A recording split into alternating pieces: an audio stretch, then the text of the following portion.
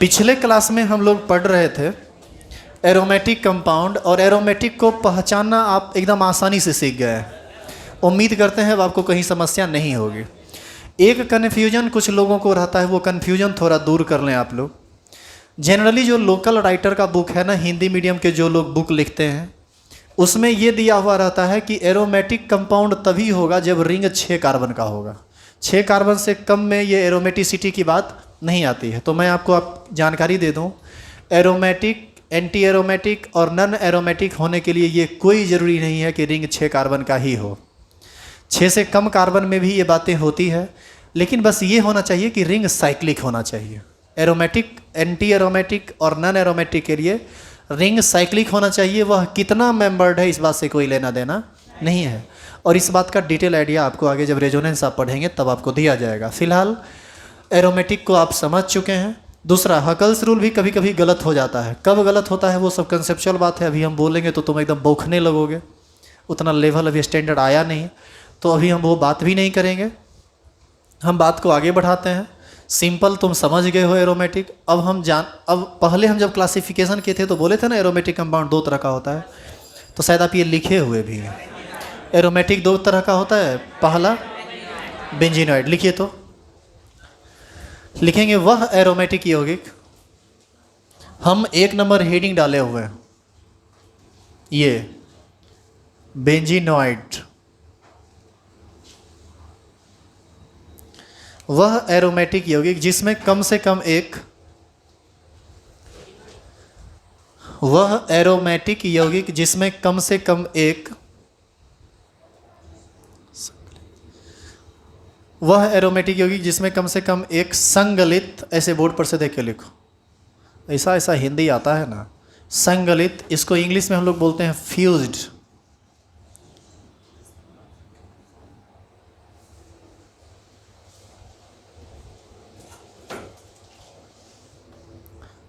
या विलगित, isolated.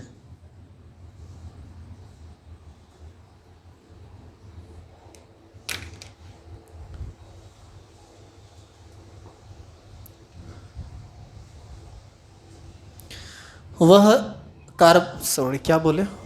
Aromatic यौगिक जिसमें कम से कम एक संगलित, फ्यूज्ड या विलगित, आइसोलेटेड या सामान्य बेंजीन रिंग हो, या सामान्य बेंजीन रिंग, ऐसे सामान्य बेंजीन रिंग हो, उसे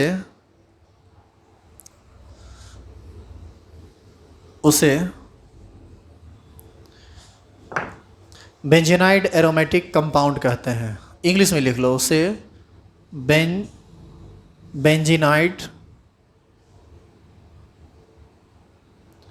एरोमेटिक कंपाउंड कहते हैं। हिंदी तो तुम ऊपर पर लिखे हुए हो ना, बेंजीनाइड को हिंदी में भी बेंजीनाइड ही कहते, तो इंग्लिश में ही क्यों ना लिखें, लिखना ज़्यादा आसान है। उसे बेंजीनाइड एरोमेटिक यौगिक कहते हैं। अब आप पहले इसको समझ लीजिए बेंजीनाइड क्या होता है, साथ साथ उतारना भी। लिखो, साथ ही साथ लिखो। एग्जाम्पल, जितना एग्जाम्पल लिख रहे हैं सब बेंजीनॉइड का लिख रहे हैं, ठीक है।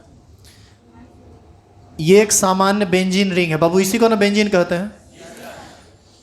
बेंजीन रिंग में यदि कोई सब्स्टिट्यूएंट जुड़ जाए, कुछ फंक्शनल ग्रुप OH, तो ये सब भी बेंजीनॉइड कहलाएगा, क्योंकि इसमें बेंजीन रिंग रहेगा तो वो बेंजीनॉइड कहलाएगा। ये सामान्य बेंजीन रिंग वाला यौगिक हुआ। लिखो, साथ साथ लिखते जाओ एग्जाम्पल, ये सब एग्जाम्पल लिख रहे हैं।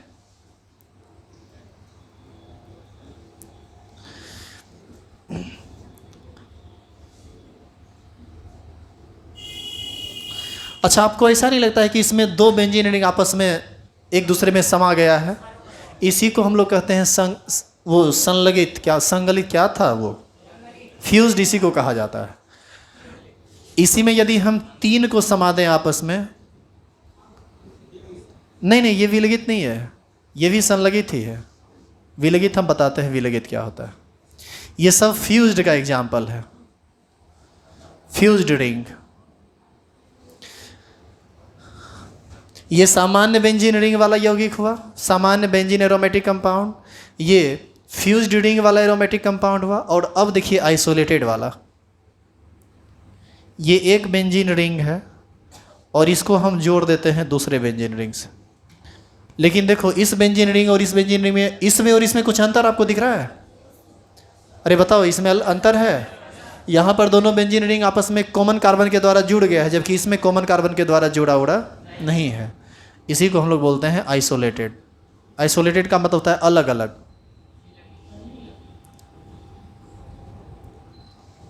These all are benzenoid organic compound, benzenoid aromatic organic compound.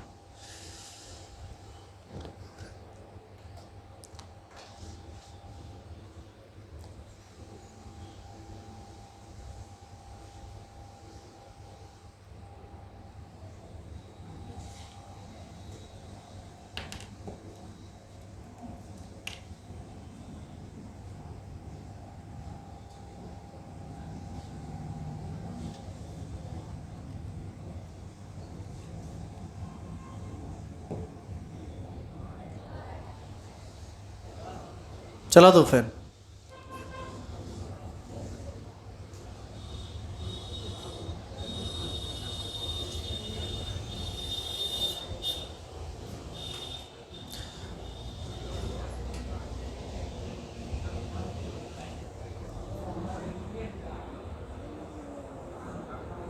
मेरा चश्मा लेते हो तो ऑफिस।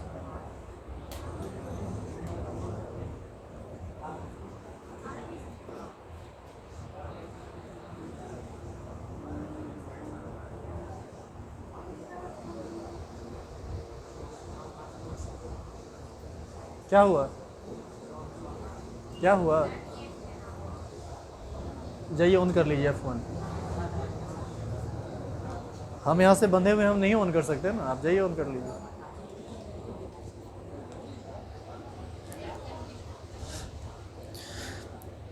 देखो जितना भी बेंजीनॉइड यौगिक होगा ना, सब में बेंजीन रिंग रहेगा, आपस में सटा हुआ रहे, अलग रहे या सामान्य बेंजीन रिंग रहे। और अब हम दूसरा हेडिंग डालेंगे, अबेंजीनॉइड या नन बेंजीनॉइड। चलेगा, दोनों चलता है। Thank you.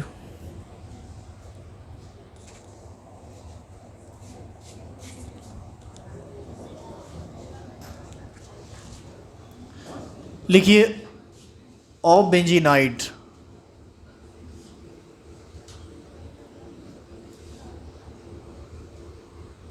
अबेंजीनॉइड एरोमेटिक यौगिक।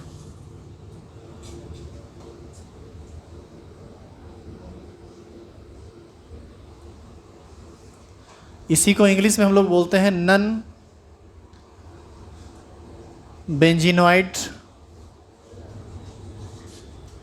Aromatic compound.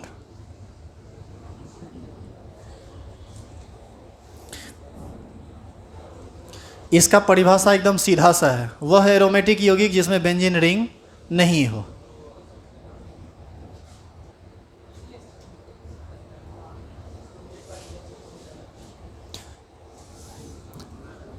यदि आप हेडिंग लिख चुके हैं तो इसका परिभाषा भी लिख लीजिए। आज तक क्लास थोड़ा भारी लगेगा आपको, और अब सीधे ऑर्गेनिक केमिस्ट्री आपको एकदम हल्का लगने लगेगा और सबको समझ में भी आएगा। बस अब रेगुलर रहना। अभी हम क्लासिफिकेशन कर रहे थे तो उसमें aromatic, anti aromatic, benzenoid, non benzenoid, ये सब टाइप का जो बात आया ना, वो थोड़ा अलग से आ गया है, थोड़ा आगे से पीछे आ गया है, इसलिए थोड़ा सा समस्या हो सकता है, थोड़ा नाम सुना हुआ नहीं लगेगा। लेकिन अब ऐसा कुछ नहीं है, अब एकदम आसान आसान चीज़ सब हो गया है। शुरू करें अब आगे।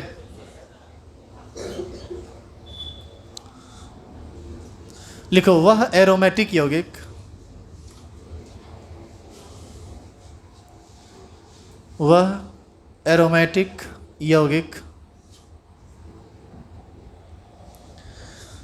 जिसमें बेंजीन रिंग नहीं होता है,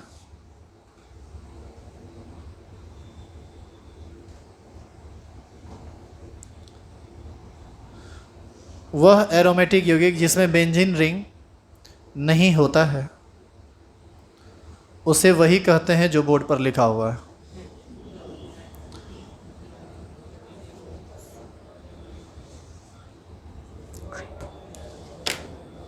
तुम लिख लो जो लिखना है तुमको। वह एरोमेटिक यौगिक जिसमें बेंजीन रिंग नहीं होता है उसे नन बेंजेनॉइड एरोमेटिक यौगिक कहते हैं या अबेंजेनॉइड एरोमेटिक यौगिक कहते हैं।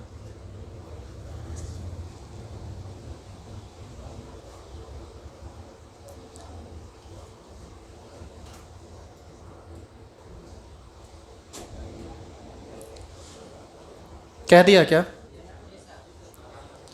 एग्जाम्पल उतार लीजिए, उतारिए जल्दी।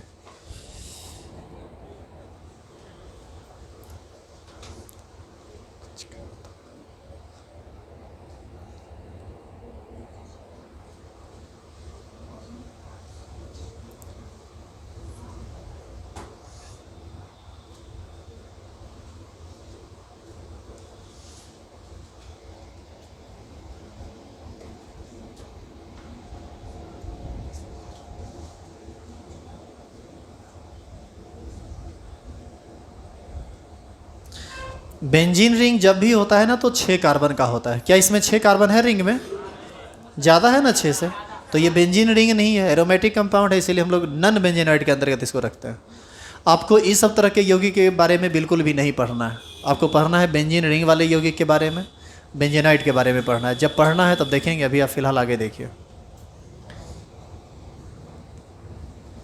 क्या लिख चुका सब यहाँ तक? अब कार्बनिक यौगिक में एक छोटी सी बात आती है, जिसको छोटी सी बात तो नहीं है, बात तो बहुत बड़ी सी है। नाम है क्रियात्मक समूह। इंग्लिश में इसी को हम लोग बोलते हैं फंक्शनल ग्रुप। अच्छा ये बताओ, ये कितने ऐसे आदमी हैं जो इसका नाम पहली बार सुने हैं, क्रियात्मक समूह या फंक्शनल ग्रुप? पहली बार जो नाम सुने क्रियात्मक समूह या फंक्शनल ग्रुप, पहली बार नाम सुने।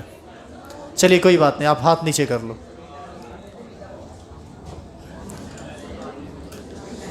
यदि आप क्रियात्मक समूह का नाम पहली बार सुने हैं तो आप समझ लीजिए आप एकदम में कुछ पढ़ के नहीं आए। अंडर 10 तब आप बहुत कमज़ोर रहे होंगे।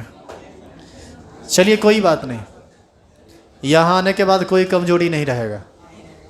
तो हमारे रहते तो कमज़ोर पड़ ही जाएगा, तो फिर हमारा रहना और नहीं रहना बराबरे है।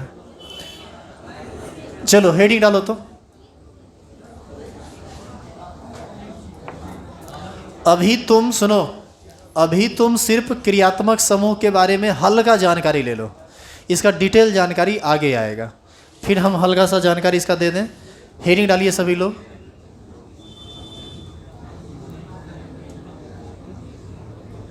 क्रियात्मक समूह।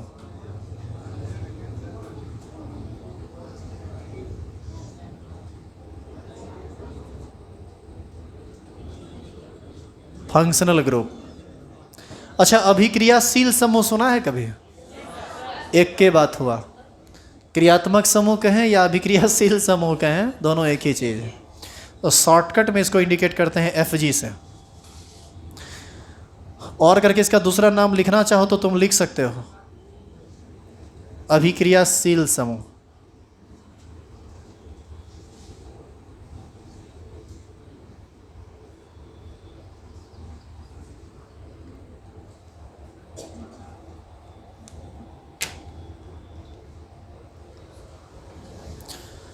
परिभाषा लिखें क्या? लिखिए।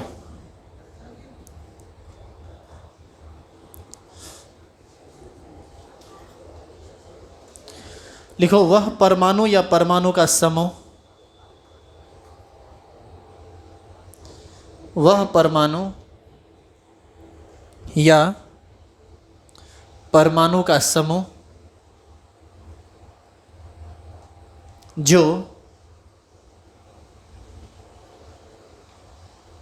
जो नहीं, जिस पर, वह परमाणु या परमाणु का समूह जिस पर संपूर्ण कार्बनिक अणु, जिस पर संपूर्ण कार्बनिक अणु का गुण निर्भर करता है, संपूर्ण कार्बनिक अणु का गुण निर्भर करता है, उसे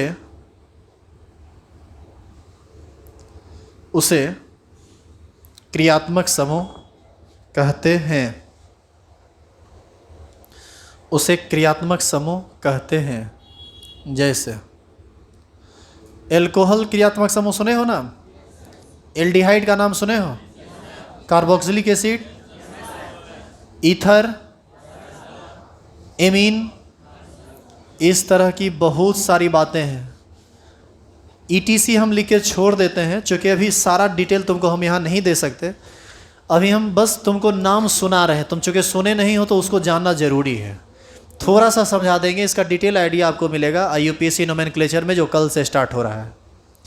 तो इसको पहले आप पूरा कीजिए।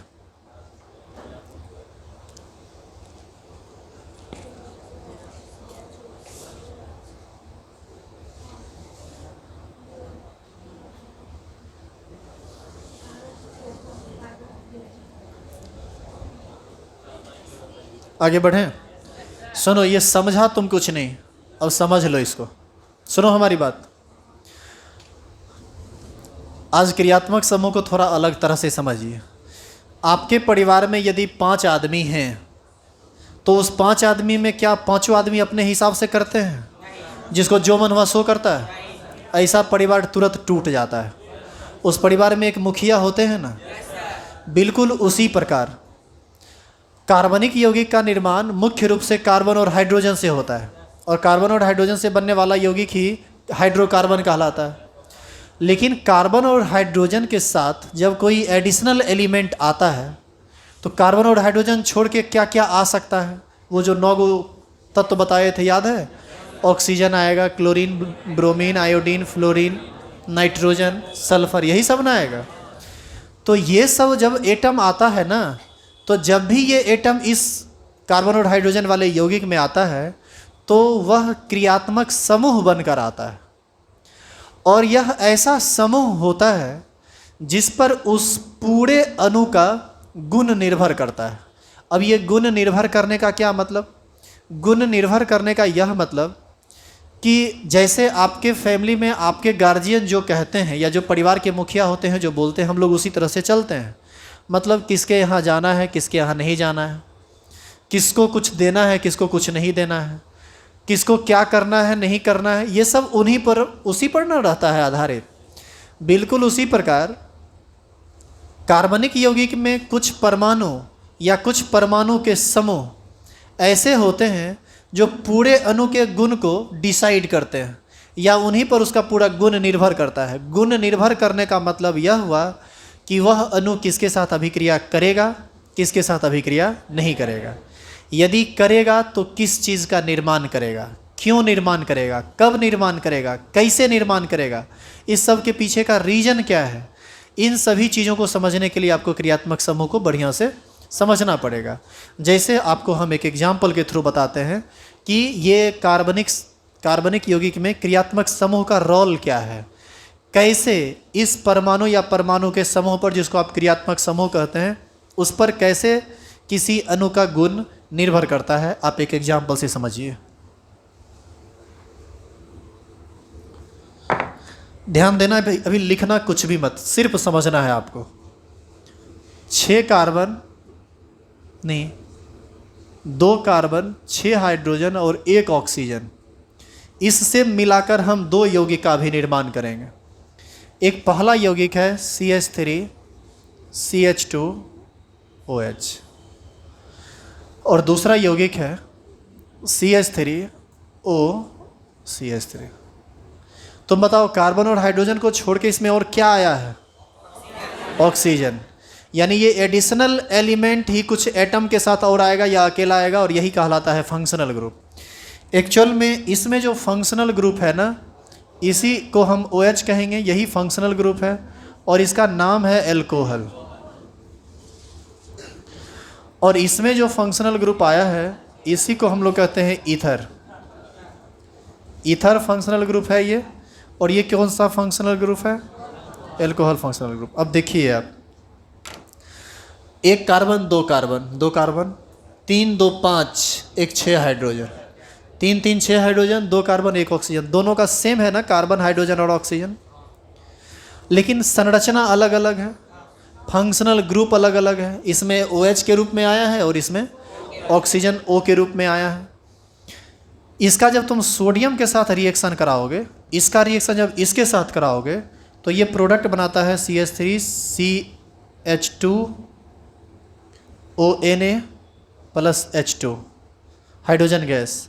और इसका रिएक्शन जब तुम सोडियम के साथ कराओगे तो यहाँ पर किसी प्रकार का कोई रिएक्शन नहीं होता है।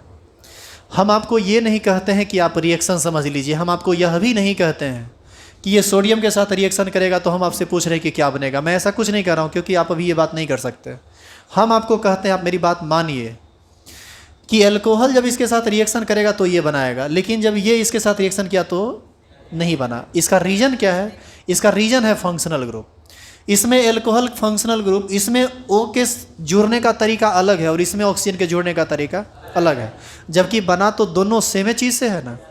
यानी ये इससे रिएक्शन करेगा, ये डिसाइड कौन किया? OH। और ये चीज़ इससे रिएक्शन नहीं करेगा, ये डिसाइड कौन किया? O। एक फंक्शनल ग्रुप अल्कोहल था, दूसरा फंक्शनल ग्रुप ईथर था। इस प्रकार किसी अणु का पूरा गुण किस पर निर्भर करता है? अभिक्रियात्मक समूह पर या अभिक्रियाशील समूह पर। अभी देखो, कार्बन और हाइड्रोजन का तुम लंबा लंबा चेन बना लो, कार्बन कार्बन ये लगातार तुम बनाते जाओ, खूब बड़ा बना दिए, सब में हाइड्रोजन पुट कर दिए, जितना हाइड्रोजन तुम दे सकते हो सब में दे दिए, और यहाँ पर एगो लगा दिए OH।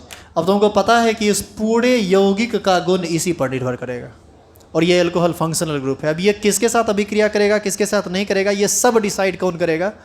OH। कैसे करेगा, सारा क्या बनाएगा, ये सब डिसाइड करेगा OH। कैसे डिसाइड करेगा ये तो हम बाद में जानेंगे, जब हम इसके बारे में और डिटेल में पढ़ेंगे तब। फिलहाल आप ये समझे कि क्रियात्मक समूह क्या है। क्रियात्मक समूह कोई अकेला परमाणु हो सकता है, क्रियात्मक समूह परमाणु का समूह हो सकता है। जैसे ये परमाणु का समूह है, ये OH है ना, और ये अकेला O है ना, तो ये अकेला परमाणु है और यह परमाणु का समूह है। और यह वह समूह है जो कार्बनिक यौगिक के या फिर कार्बनिक अणु के गुण को निर्धारित करता है, या पूरे अणु का गुण इसी पर निर्भर करता है। कोई दिक्कत है इसमें? अब इसके बारे में थोड़ा और जानिए आप। C2H6O से बना हुआ यह भी कंपाउंड और C2H6 से बना हुआ यह भी कंपाउंड है ना। आप गलती से यदि इसको पी लिए, किसको? इसको, तो थोड़े देर के बाद आपको थोड़ा नशा आने लगेगा, अब थोड़ा झूमने लगिएगा। आप नहीं ना समझे? शराब में मैक्सिमम अल्कोहल ही रहता है, और शराब पीने के बाद आदमी को देखें झूमते हुए। हाँ, जो भी हो, थोड़ी देर के बाद ये झूमने लगिएगा। सुबह नींद खुलेगा तो हाँ ठीक है, सब बढ़िया है, आपको लोग देख के भी कहेगा हाँ ठीक है, अभी ठीक है, खाली रातें में झूम रहा था। बात समझ में आ गई? और यदि इसको पी लीजिएगा तो आपको पता है कि क्या होगा? दूसरा बार आप दिखने लायक रहिएगा ही नहीं। यदि ये पेट में चला जाए ना तो आपका इंटरनल जितना ऑर्गन है ना सबको गला देगा।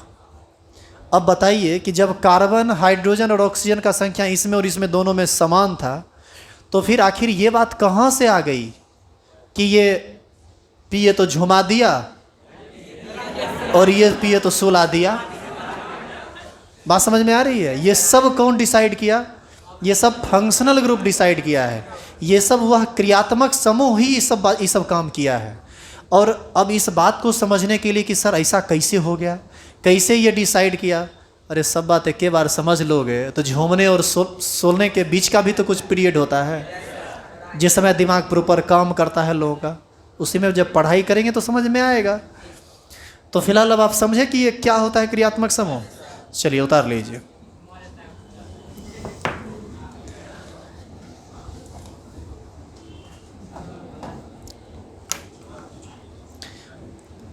एक एग्जाम्पल ये है, एक एग्जाम्पल ये है। हम एक दो एग्जाम्पल और लिख देते हैं। अगला एग्जाम्पल है CH3 C double bond O CH3, और इसके बाद अगला एग्जाम्पल है CH3 CH2 C double bond OH। इस फंक्शनल ग्रुप को हम लोग एल्डिहाइड कहते हैं, नाम सुने हो? इस फंक्शनल ग्रुप को हम लोग कीटोन कहते हैं। जिसको हम घेरे हैं बस वही ग्रुप है। इसमें बताओ कार्बन और ऑक्सीजन का ग्रुप है, इसमें कार्बन ऑक्सीजन और हाइड्रोजन का ग्रुप है। इसी प्रकार इस फंक्शनल ग्रुप को कहा जाता है कार्बोक्सिलिक एसिड। इसको ये ऐसा या ऐसा लिखाता है, लेकिन सब बात एक के बार कैसे हो जाएगा, ये सब डिटेल में आपको आएगा नोमेनक्लेचर में। हम आपको सिर्फ ये बता रहे थे कि क्रियात्मक समूह से आप परिचय ले लीजिए। धीरे धीरे ये अब आपके कॉपी में, बुक में, या फिर जो भी चीज़ आप पढ़ेंगे केमिस्ट्री, उसमें ये लिखा हुआ मिलने लगेगा। तो लिखा हुआ मिलने लगेगा तो नाम सुना हुआ रहेगा, तब ना आप उसको समझ पाइएगा, उस बातों को समझ पाइएगा। नाम सुना हुआ नहीं रहेगा, आपको बिल्कुल पहेली जैसा लगेगा, तब तो गड़बड़ हो जाएगी ना। तो अभी हम लोग पढ़ रहे हैं क्रियात्मक समूह।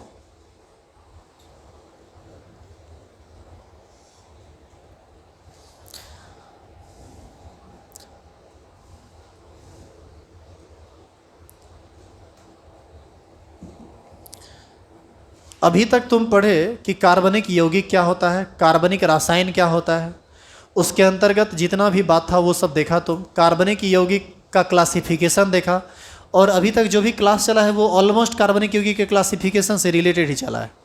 कार्बनिक यौगिक कहाँ से आता है ये सब बात भी हम लोग देखे।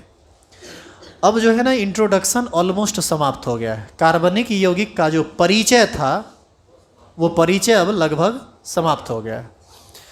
अब हम आगे इसमें क्या पढ़ेंगे, इस बात को सुनिए और समझिए। कार्बनिक रासायन में ना परिवार होता है, फैमिली होता है, और अब हम लोगों को क्या करना है, उस सारे फैमिली से एक एक करके भेंट करना है, मिलना है। मिलना ही नहीं है, उस परिवार के हर एक मेंबर का पूरा हिस्ट्री, ज्योग्राफी सब निकालना है। क्योंकि जब तक आप ये काम नहीं करेंगे ऑर्गेनिक, आप सही तरह से कभी नहीं समझ सकते हैं। देखो लोग क्या होता है ना, ऑर्गेनिक को समझ लेते हैं, हल्का में ले लेते हैं, और उन्होंने ऑर्गेनिक बताते हैं, कार्बन का बॉन्ड इन्हें उन्हें जोड़ते रहते हैं, उनको लगता है यही ऑर्गेनिक है। वो ऑर्गेनिक नहीं है। ऑर्गेनिक को पढ़ने के लिए तुम्हारा खून जला देगा ही। नहीं ना समझा हम क्या बोल रहे हैं। इतना मेहनत करना पड़ेगा कि तुम मतलब अपने आप में महसूस करोगे कि हाँ सही में एनर्जी खर्च हो रहा है। मैं इसलिए ये बात कह रहा हूँ क्योंकि हम आपको एक दिन पहले भी बोले थे कि मेरा ऑर्गेनिक स्पेशलाइजेशन है एमएससी में। तो हम इसके एक एक चीज़ से इसका बहुत एकदम बारीकी चीज़ हमको पता है कि ये कहाँ तुमको डैमेज कर देगा, और हम तुमको कैसे काम करें तुम्हारे साथ कि तुम ऑर्गेनिक केमिस्ट्री में बहुत बेहतर स्टूडेंट बन सकते हो। आज तुम्हारा लेक्चर नंबर 9 चल रहा है। उम्मीद करते हैं यदि आप सारा क्लास किए हैं तो आपको सारी बातें ट्रांसपेरेंटली, पारदर्शिता के साथ समझ में आ रही होगी। और जहाँ पर बात समझने वाला नहीं था, हम आपको बोले हैं कि वो बात अभी आपको समझ में नहीं आएगा, आप आगे जब पढ़ोगे तो समझ में आएगा। क्योंकि बहुत सारी ऐसी बातें होती हैं ऑर्गेनिक केमिस्ट्री में जो आगे से उठाकर क्या कर दिया जाता है पीछे। तो पीछे चूँकि इंट्रोडक्शन पढ़ रहे हैं तो सारा इंट्रोडक्शन ले लिए, अब डिटेल जब आएगा तब पढ़ेंगे। खैर, कितना फैमिली हम बोले होता है, 15-16 को होता है। वो जब देखेंगे तो सब चेक कर लेंगे, हम लोग गिन लेंगे आराम से। अब उस फैमिली में क्या क्या आता है नाम सुनो। उस फैमिली में आता है alkane, cycloalkane, alkene, cycloalkene, alkyne नहीं आता है साइक्लोएल्काइन। तुमको लगा कि साइक्लोएल्काइन आएगा, इसका भी रीजन है काहे नहीं आता, ये सब हम बाद में बात करेंगे। फिर आता है बाईसाइक्लो कंपाउंड, स्पाइरो कंपाउंड, फिर आता है फंक्शनल ग्रुप वाला कंपाउंड। अलग अलग जितना भी फंक्शनल ग्रुप है, एल्कोहल वाला कंपाउंड, एल्डिहाइड वाला कंपाउंड, मतलब सब जो है, ईथर वाला कंपाउंड, बहुत सारा है। अब कितना हम बोल देना है। तो अब हम लोग क्या करने वाले हैं, एक एक करके सब फैमिली के मेंबर से मिलेंगे, सब फैमिली का नाम जानेंगे, और जब सबका हम नाम जान जाएंगे तब हम प्रयास करेंगे उसके काम को जानने का। और एक बात और, एक फैमिली के एक मेंबर के बारे में यदि तुम डिटेल में जान जाओगे ना तो बाकी का मेंबर तुमको अपने आप समझ में आ जाएगा। जैसे यदि तुम इस फैमिली के बारे में तुम जान गए ना, ये जान गए कि इसके बारे में भी तुरंत पढ़े थे ना हम कि CH3CH2OH जो है सोडियम के साथ रिएक्शन किया और बना दिया CH3CH2ONA प्लस H2। अभी जस्ट बोले थे ना ये बात। हाँ गैस है, उड़ जाएगा ये, H2 गैस ही रहता है। अब देखो इसी का पहला मेंबर जो है ना वो है CH3OH। इसको हम लोग बोलते हैं इथाइल एल्कोहल। या इसी को बोला जाता है इथेनॉल, और इसको कहते हैं मिथाइल एल्कोहल मिथेनॉल। हो सकता है आप नाम नहीं सुने हो, परेशान मत होइए, लेकिन आप एक चीज़ गौर कीजिए, इसमें एल्कोहल है, इसमें भी एल्कोहल है, ये भी सोडियम के साथ रिएक्शन करेगा और यह बनाता है CH3ONA+H2। तो एक चीज़ तुम गौर करो कि जैसे काम ये किया है लगभग ऑलमोस्ट वैसे ही काम ने ये किया है। यदि हम एक के बारे में डिटेल में जान जाएं तो बाकी के बारे में भी डिटेल में जान जाएंगे। बात समझ में आ रही है? इसी में कोई 30 ज़्यादा कार्बन वाला लेंगे तो भी वही बात होगा, 5 कार्बन वाला भी लेंगे तो भी वही बात होगा। तो हमको क्या करना होता है कि सब फैमिली के हर एक मेंबर का नाम जान लें हम लोग, जो IUPAC नोमेनक्लेचर के अंतर्गत आता है पढ़ने के लिए। नाम के बाद उस फैमिली के 1-2 मेंबर के बारे में हम डिटेल में पढ़ लेंगे तो बाकी मेंबर के बारे में हमको अपने आप आ जाएगा। बिल्कुल उसी तरह से काम करना होता है। अब एक फैमिली का जितना मेंबर है ना, सबका गुण एक जैसा होता है, और एक यदि चोर है तो बाकी सब चोर होगा। चोर कैसे होगा?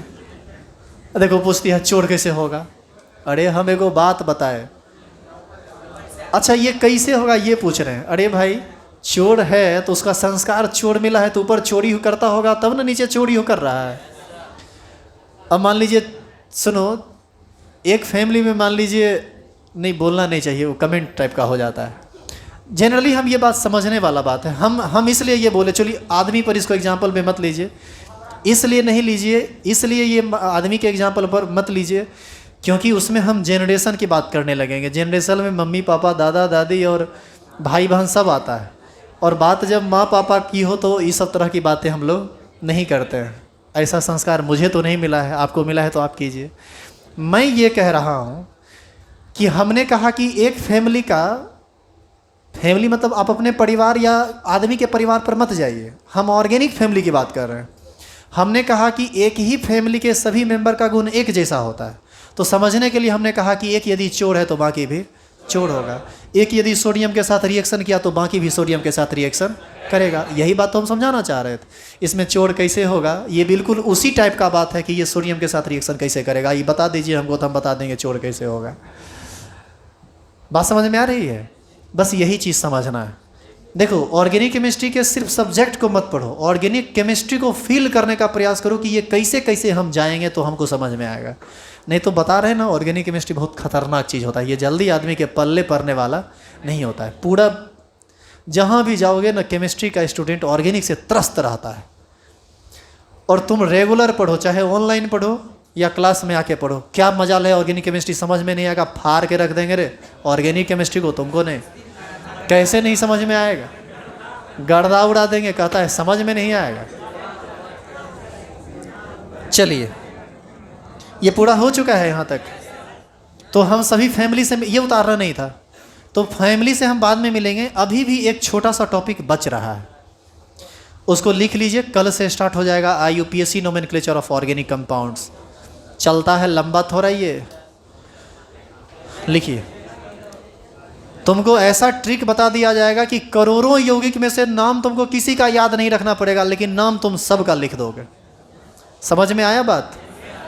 पढ़ो ना, बहुत मज़ेदार चीज़ है ये। लिखो लिखो तो हेडिंग स्टार लगाओ, हेडिंग डालो, कार्बन तथा हाइड्रोजन के प्रकार। कार्बन तथा हाइड्रोजन के प्रकार।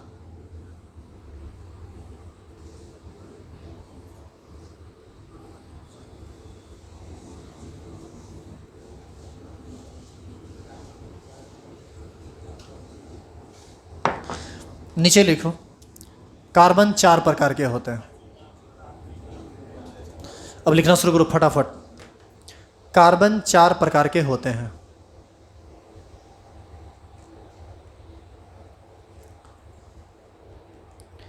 कार्बन 4 प्रकार के होते हैं। तुमको ऐसे पढ़ा देंगे ना कि तुम ऑर्गेनिक केमिस्ट्री पढ़ाना स्टार्ट कर देगा पूरा पढ़ने के बाद, लेकिन तुम लेकिन कंटिन्यू रहो तब। अब बीच में 2 दिन छोड़ा, तीसरा दिन नज़र मत आना क्लास में, बुखार हवा लगे नहीं लगे, आएगा तब ना हवा लगेगा, मार पीट के बुखार छोड़ा देंगे पहले ही, हम क्लास छोड़ छोड़ के क्लास करेगा। कार्बन 4 प्रकार के होते हैं। हवा दिया जाएगा तब ना हवा लगेगा। लिखो पहला प्राथमिक कार्बन,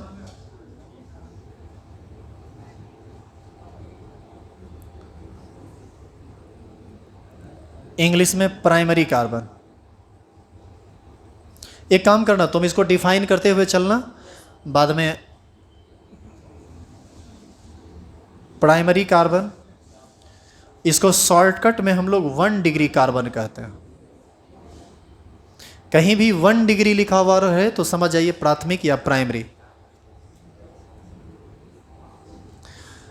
इसके परिभाषा से पहले हम इसको समझ लेते हैं। कॉपी बंद कर लो तुम सब, नहीं समझा? कॉपी बंद कर लो, बैग में रख लो। हाँ तो क्या, लेकिन समझाएंगे भी हम। पहले बंद कीजिए कॉपी बंद। अरे तो सबका आदत खराब है ना, उतारने लगोगे, बैग में नहीं रखोगे तो। रख लिया सब? अब जो पूछते हैं उसका जवाब दो। कार्बन कितना बॉन्ड बनाता है? 4 बनाता है। हम यहाँ पर एक यौगिक लिख रहे हैं जिसमें कुछ कार्बन को दर्शा रहे हैं।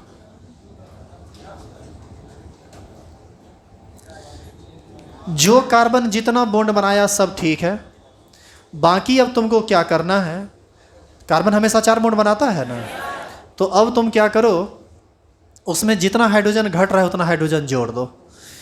मन हो तो जोड़ो, नहीं मन हो तो मत जोड़ो।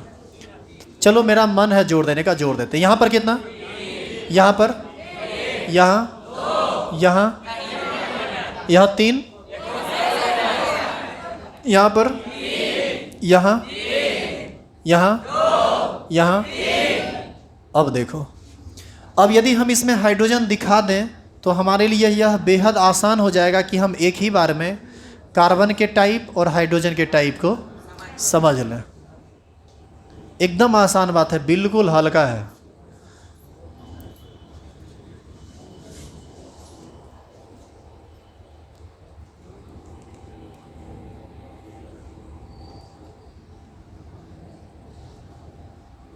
और कहीं बचा क्या? हाँ,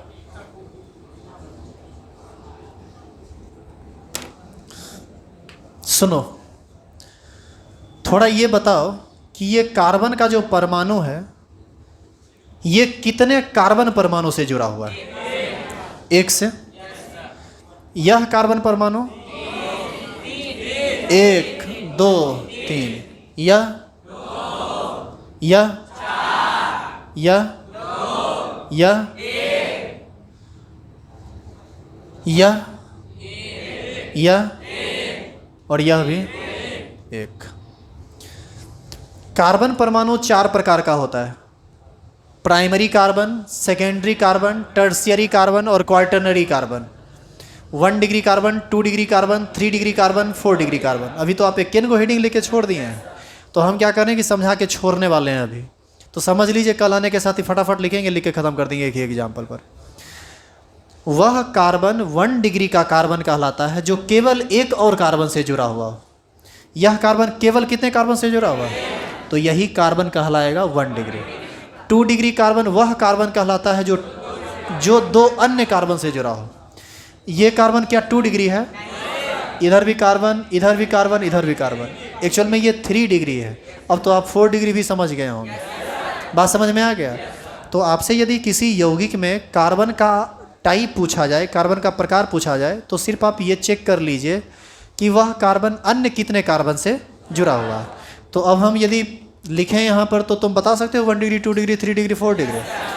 एक कार्बन से जुड़ा तो 1 डिग्री, 2 अलग अलग से जुड़ा तो 2 डिग्री, 3 अलग अलग से जुड़ा तो 3 डिग्री, 4 अलग अलग से जुड़ा तो 4 डिग्री। बताइए ये किस डिग्री का है? ये, ये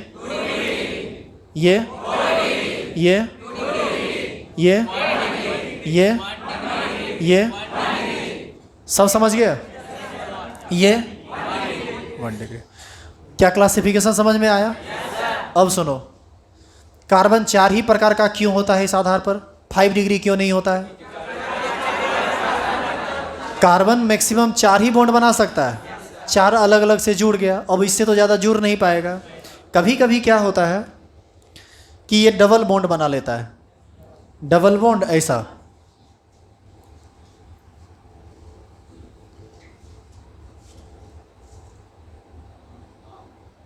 ऐसा। बताओ तो ये किस डिग्री का कार्बन है? ये 4 डिग्री। समझ में आया कि कैसे 4 डिग्री? ये 2 डिग्री है। अरे डबल बॉन्ड सिंगल बॉन्ड मत देखो, तुम सिर्फ ये देखो कि कितने कार्बन से जुड़ा हुआ है। ये कितने से जुड़ा हुआ है? एक इधर से और एक इधर से। ये 3 डिग्री। एक इधर से जुड़ा हुआ है और 2 इधर से। तुम बॉन्ड गिन लेते हो क्या? बॉन्ड पर नहीं ये क्लासिफाई होता है, कितने कार्बन से जुड़ा हुआ है इस पर क्लासिफाई होता है। तो ये किस डिग्री का है? 1 2 3 3 डिग्री। समझ में आ गई बात? इसको हम मिटा रहे हैं। तो कार्बन अधिकतम कितने प्रकार का हो सकता है? 4 प्रकार का। और हाइड्रोजन केवल 3 ही प्रकार का होता है। 1 डिग्री हाइड्रोजन, 2 डिग्री हाइड्रोजन और 3 डिग्री हाइड्रोजन। और हाइड्रोजन का क्लासिफिकेशन कैसे होता है यह समझ लो। जिस डिग्री के कार्बन से हाइड्रोजन जुड़ा रहेगा वही डिग्री हाइड्रोजन का भी होता है। समझे बात? तो 1 डिग्री कार्बन से जुड़ा हुआ हाइड्रोजन, 1 डिग्री हाइड्रोजन का, पहले जैसे देख लो, ये 1 डिग्री का कार्बन है ना, तो ये हाइड्रोजन किस डिग्री का होगा? क्या ये भारी लग गया? तो 1 डिग्री कार्बन, सुनो जवाब देना, कान तक आवाज आनी चाहिए। 1 डिग्री कार्बन से जुड़ा हुआ हाइड्रोजन किस डिग्री का हाइड्रोजन कहलाएगा? बहुत बढ़िया। 2 डिग्री कार्बन से जुड़ा हुआ हाइड्रोजन, 3 डिग्री कार्बन से जुड़ा हुआ हाइड्रोजन, 4 डिग्री कार्बन से जुड़ा हुआ। अरे बानर, 4 डिग्री कार्बन से हाइड्रोजन जुड़ेगा? यह है ना 4 डिग्री का कार्बन। तो इसमें जब सारा का सारा कार्बन जुड़ गया तो हाइड्रोजन कहाँ से जुड़ेगा? तो फिर 4 डिग्री कैसे बोला? इसका मतलब यह हुआ कि कार्बन जरूर 4 प्रकार का होता है, लेकिन हाइड्रोजन 4 प्रकार का नहीं होता है। हाइड्रोजन तो केवल 3 ही प्रकार का होता है। Classification of hydrogen is done on the basis of types of carbon in which hydrogen is linked. मतलब हाइड्रोजन का क्लासिफिकेशन इस आधार पर होता है कि वह हाइड्रोजन परमाणु किस टाइप के कार्बन से जुड़ा हुआ है। आ गई बात समझ में? तो इस प्रकार से जब हम कल आएंगे तो अब हमको, हमारा काम बस इतना है। सुनो सुनो, अरे भाग कहाँ रहा है, पहले सुनो। कल जब हम आएंगे तो हमारा काम अगला यह होगा सिर्फ कि हम चारों का परिभाषा एक तरफ से लिखा दें, कोई एग्जाम्पल नहीं लिखेंगे। हाइड्रोजन सब का भी एक तरफ से सब परिभाषा लिखा देंगे, कोई एग्जाम्पल नहीं। और केवल एक एग्जाम्पल ऐसा लिखेंगे और उस पर सारा तुम अपने से उसका एग्जाम्पल लिखोगे। क्या कर सकते हो? अब बैठे रहो। आज का क्लास बस यहीं तक, लेकिन बैठे रहो।